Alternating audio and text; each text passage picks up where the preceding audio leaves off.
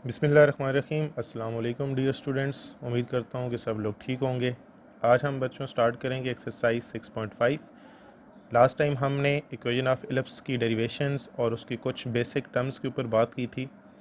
जैसा कि हमने कहा था कि ये x square over A square plus Y square over B square equal to 1 ये स्टैंडर्ड फॉर्म है जब सेंटर क्या हो उसका 0 0 हो, और इसी को जनरल फॉर्म में आप रिप्लेस कर देंगे जब आपका सेंटर 0 0 यानी ओरिजिन पे ना हो, यानी एच कॉमा के से मीन कुछ और पॉइंट आ जाएं। तो यही इक्वेशन फिर क्या बन जाएगी, एक्स माइनस एच का whole square divided by a square plus y minus k का whole square divided by b square and equal to 1। उसके बाद हमने आपको याद होगा कि हमने कहा था कि इसके दो फोकस पॉइंट होते हैं, दो वर्टिसेस होते हैं, दो को वर्टिसेस होते हैं। मिड पॉइंट ऑफ फोकस निकालें आप, मिड पॉइंट ऑफ वर्टिसेस निकाल लें जो आप मेजर एक्सेस इनको बोलते हैं। मिड पॉइंट ऑफ को वर्टिसेस निकाल लें जिनको आप माइनर एक्सेस कहते हैं, उसको हम क्या बोलते हैं, इस कॉल्ड सेंटर ऑफ इलिप्स। तो आप क्या फाइंड कर सकते हैं, सेंटर। अगर सेंटर आपको ना पता हो, आपको वर्टिसेस दे दिए जाते हैं, आपको दो फोकस पॉइंट दे दिए जाते हैं, या आपको को वर्टिसेस गिवन कर दिए जाते हैं क्वेश्चन में, तो आप सिंपल मिड पॉइंट वाला फार्मूला लगा के क्या फाइंड आउट कर सकते हैं, सेंटर फाइंड आउट कर सकते हैं। उसके बाद एक रिलेशन हमने ये लिखा था जिसको हमने लेट किया था इक्वल टू बी स्क्वायर, और फिर मैंने आपको साथ उसका प्रूफ भी बताया था। अगर इसको देखें तो ए स्क्वायर को अंदर मल्टीप्लाई करें तो ये कुछ रिलेशन यू बनेगा। अब ये जो चीज़ लिखी हुई है ए ई, ये सी के इक्वल होती है, जहाँ से हमने सेंट्रिसिटी भी निकाली थी अगर आपको याद हो। तो इसकी जगह हम सी स्क्वायर लिख सकते हैं। तो यहाँ से सी स्क्वायर की वैल्यू निकालें तो C square equal to A square minus B square. तो आज जो हम क्वेश्चन सॉल्व करने लगे हैं उसमें हमें क्या करना है कि उसने कहा है कि find the equation of ellipse, कि आपने मुझे क्या करनी है कि इक्वेशन ऑफ इलिप्स फाइंड करके बतानी है। कुछ चीज़ें वो गिवन कर देगा। याद रखना है कि इक्वेशन ऑफ इलिप्स फाइंड करने के लिए दो चीज़ों का आपके पास होना ज़रूरी है, एक ए की वैल्यू का और एक बी की वैल्यू का। तभी आप क्या कर सकते हैं, फाइनल इक्वेशन फाइंड आउट कर सकते हैं, अदरवाइज आप नहीं कर सकेंगे। अब पहला क्वेश्चन देखें तो उसने फोसाई यानी फोकस पॉइंट्स दे दिए and minor axes of length 10, और जो माइनर एक्सेस है उसकी लेंथ बता दी है आपको। इसकी मदद से आपने क्या करनी है, इक्वेशन ऑफ इलिप्स फाइंड करनी है। सॉल्यूशन स्टार्ट करते हैं बच्चों। देखें फोकस क्या है, फोसाई जो कि फोकस की जमा होती है, एक एफ कह दिया जो कि ये प्लस माइनस 3 था, 3,0, एंड दूसरे को एफ डैश कह दिया, जिस तरह हम वो इलिप्स की शक्ल बनाते हैं और दो फोकस पॉइंट लेते हैं। अब अभी मैंने आपको बताया है कि centre is the mid point of focus. तो मिड पॉइंट फार्मूला क्या होता है, x1 plus x2 divided by 2 comma y1 plus y2 divided by 2। अब जब आपने सेंटर फाइंड किया तो वो बच्चों आपके पास क्या आ गया, 0 0 आ गया। इसका मतलब क्या हुआ कि ये इलिप्स जो है वो ओरिजिन पे लाई कर रही है। अच्छा, अब अगला काम हमने ए और बी फाइंड करना है। ए और बी फाइंड करने से पहले आपको सी फाइंड आउट होना ज़रूरी है। अगर आप रिलेशन देखें जो हमने अभी मैंने साइड पे आपको लिख के बताया है, तो इसका मालूम होना बहुत ज़रूरी है।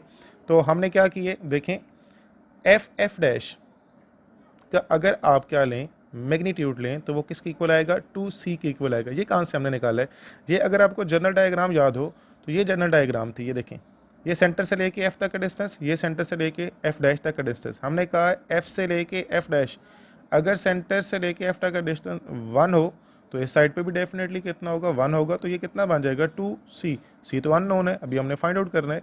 तो वो हम क्या कर रहे हैं, फाइंड आउट कर रहे हैं। तो वो डेफिनेटली जब आप एफ डैश लिखेंगे तो वो किसके इक्वल आ जाएगा, 2c के इक्वल आ जाएगा। ये एफ डैश क्या होगा, आपने 2 पॉइंट डिस्टेंस फार्मूला लगा देना है, x2 माइनस x1 का whole square plus y2 minus y1 का होल स्क्वायर। जब आप हल करेंगे तो ये 2c इक्वल टू 6 आ गया, तो c निकालेंगे 3, जब स्क्वायर लेंगे तो c स्क्वायर इक्वल टू 9 आ गया। ये तब हमने फाइंड आउट किया ताकि हम ए स्क्वायर और बी स्क्वायर की वैल्यू निकाल सकें। अब दूसरी चीज़ क्या गिवन थी क्वेश्चन में, length of minor axes equal to 10।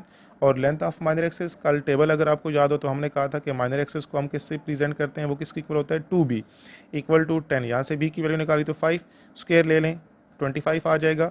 अब सिंस हम जानते हैं कि C square equal to A square minus B square है, यहाँ पे सी स्क्वायर की और एस बी स्क्वायर की वैल्यू लगा के आप क्या निकाल लें, ए स्क्वायर निकाल लें। तो ए स्क्वायर आपके पास क्या आ गया, 34 आ गया। अब आप देखें, थोड़ा सा गौर करें, ये ए की वैल्यू आ गई है और ये बी की वैल्यू आ गई है। ए की वैल्यू जो है वो 34 है, यानी ए स्क्वायर की, और बी स्क्वायर की वैल्यू 24 है। तो ये रिलेशन ये शो कर रहा है कि जो आपका ए स्क्वायर है वो बच्चों के ग्रेटर देन है बी स्क्वायर से, या अगर आप सिंपल यूँ लिखना चाहें यानी a is greater than b. यही केस तो हमने कल वो हमने लिखा भी था, हमने उसके ऊपर टेबल में डिस्कशन भी की थी कि ए, इसका मतलब है कि मेजर एक्सेस किस पे जा रहा है, ए पे जा रहा है। ठीक है, तो नो इक्वेशन ऑफ इलिप्स क्या लिखेंगे, x square by a square plus Y square और बी स्क्वायर इक्वल टू 1। तो putting the values a square और बी स्क्वायर की वैल्यू लगा दें तो ये आपकी क्या आ गई, रिक्वायर्ड इक्वेशन ऑफ इलिप्स आ गई। जी बच्चों, तो सेकंड क्वेश्चन है इसका, आपको एक फोकस पॉइंट तो गिवन कर दिए गए हैं एफ एंड एफ डैश, और आपको बता दिया गया कि मेजर एक्सेस ऑफ लेंथ इतनी है। लास्ट वाले क्वेश्चन में माइनर एक्सेस था, इसमें मेजर एक्सेस दे दिए गए। सबसे पहले आप सेंटर फाइंड करेंगे, मैंने डायरेक्ट लिख दिया। सेंटर कैसे फाइंड करते हैं, मिड पॉइंट फार्मूला लगा के, वो मैंने डायरेक्ट लिख दिया 0, -3। अब सेंटर आपका ओरिजिन पे नहीं आ रहा है, इसका मतलब ये हुआ कि हम स्टैंडर्ड फॉर्म नहीं लगाएंगे, अब जर्नल फॉर्म लगानी पड़ेगी। अच्छा, उसके बाद हम पहले सी फाइंड करते हैं, तो 2c इक्वल टू क्या होता है, एफ एफ डैश होता है। यहाँ से आपने सी निकाल लिया तो इसका स्क्वायर लेंगे तो वो 4 आ जाएगा। अब दूसरी चीज़ आपको क्या गिवन थी, length of major axes given है 6, और मेजर एक्सेस किसकी इक्वल होता है, 2a इक्वल टू 6। यहाँ से बच्चों a निकाला, 3 स्क्वायर लेंगे तो a स्क्वायर इक्वल टू 9। जैसा कि हम जानते हैं कि C square equal to A square minus B square होता है, तो यहाँ से बी स्क्वायर निकाल लें, वो क्या आ गया, 5 आ गया। अब देखें तो नो इक्वेशन ऑफ इलिप्स क्या बनेगी, वो बन जाएगी x माइनस एच का whole square divided by a square plus y minus k का whole square divided by b square equal to 1। हमने ये जर्नल फॉर्म क्यों लगाई है, चूँकि हमारा सेंटर जो था वो बच्चों 0 0 नहीं आ रहा था, तो यहाँ h की वैल्यू 0 है और k की वैल्यू क्या है, -3। जस्ट पुट दें, h की जगह आपने क्या लगा दिया 0, और k की जगह आपने जब -3 लगाएंगे तो वो माइनस माइनस प्लस, ये आपकी फाइनल क्या आ जाएगी, इक्वेशन आ जाएगी। इसको क्या कहेंगे, इक्वेशन ऑफ इलिप्स कह देंगे। ए स्क्वायर और बी स्क्वायर की वैल्यू आप लगा देंगे तो ये आपकी क्या आ जाएगी, इक्वेशन ऑफ इलिप्स आ जाएगी। जी बच्चों, तो थर्ड क्वेश्चन देखें तो इसमें आपको दो focus point F and F dash दिए गए हैं एंड वर्टिसेस दिए गए हैं +-6, 0। अब आपको पता है कि वर्टिसेस को हम किससे प्रेजेंट करते हैं, ए डैश से, यानी ए की वैल्यू 6, 0 हो गई एंड ए डैश की वैल्यू -6, 0 हो गई। अब चूँकि देखें ये x, 0 लिखा हुआ है, यानी ये जो मेजर एक्सेस है ए डैश क्या होते हैं, वर्टिसेस जिनको हम बोलते हैं, वो मेजर एक्सेस पे आए होते हैं। तो आपका जो ये इलिप्स है वो किस एक्सेस पे जा रही है, एक्स एक्सेस पे। चूँकि मेजर एक्सेस किस पे आ रहा है, एक्स एक्सेस पे आ रहा है, तो ये एक्स एक्सेस वाली अगर आप डायग्राम भी बनाना चाहें तो वो एक्स एक्सेस पे डायग्राम शो होगी। सबसे पहले बच्चों आपने सेंटर फाइंड करना होता है, वही मिड पॉइंट फार्मूला लगाएंगे। दो फोकस पॉइंट दिए गए हैं, मिड पॉइंट फार्मूला लगाने पर सेंटर आपके पास आ गया 0 0। इसका मतलब हुआ कि वो इलिप्स जो है वो ओरिजिन पे लाई कर रही है।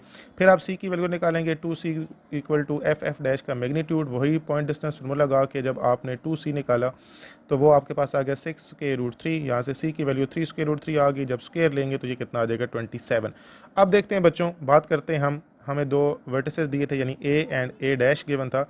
अब वही बात आ जाती है, देखें दोबारा डायग्राम पे अगर आएँ तो सेंटर से लेके a तक का डिस्टेंस, फिर सेंटर से लेके a डैश तक का डिस्टेंस। हम बात कर रहे हैं a से लेके a डैश की, तो वो क्या बन जाएगा, हम कहते थे कि c से लेके, सेंटर से लेके जो a तक डिस्टेंस है वो कितना है, a है। तो इधर भी कितना है, a है, -a, यानी नेगेटिव डायरेक्शन में जब मैग्नीट्यूड लेंगे तो वो भी कितना हो जाएगा, a।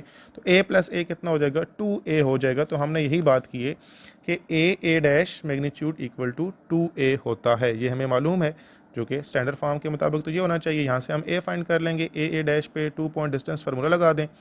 उसके बाद जो a की वैल्यू आई वो 6 आ गई, तो a स्क्वायर 36 आ गया। यहाँ से c स्क्वायर लगा के c square equal to a square minus b square, तो आप b स्क्वायर निकाल लें 9।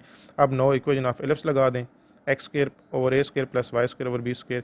चूँकि देख लें ए की वैल्यू बड़ी थी बी से और मेजर एक्सेस भी किस पे था, एक्स एक्सेस पे था, तो तब हमने क्या लिखा, एक्स स्क्वायर ओवर ए स्क्वायर, यानी जिसके नीचे, जिस वेरिएबल के नीचे बड़ी वैल्यू आएगी उसका मेजर एक्सेस भी कौन से एक्सेस पे होगा, उसी एक्सेस पे होगा। तो वैल्यूज़ लगाने के बाद ये आपकी फाइनल क्या आ गई बच्चों, रिक्वायर्ड इक्वेशन ऑफ इलिप्स आ गई। ये आपका कौन सा पार्ट था, 6.5 का थर्ड पार्ट था।